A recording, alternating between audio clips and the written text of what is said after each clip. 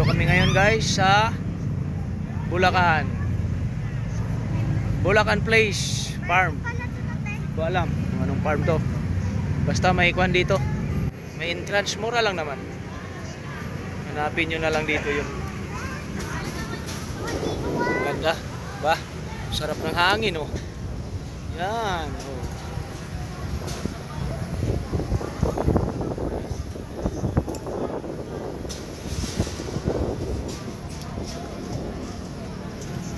Kaso lang mainit-init pa eh.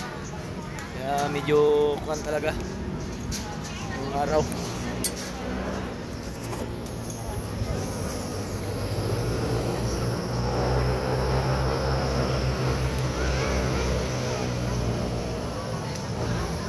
Taas dong